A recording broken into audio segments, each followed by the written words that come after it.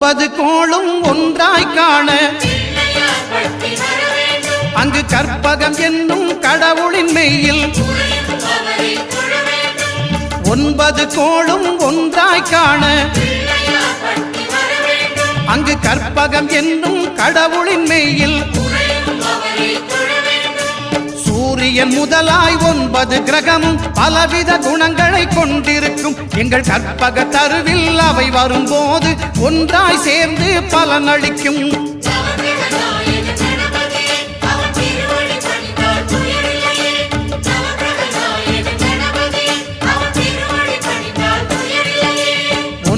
கோளும் ஒன்றாய் காண அங்கு கற்பகம் என்னும் கடவுளின் மெய்யில்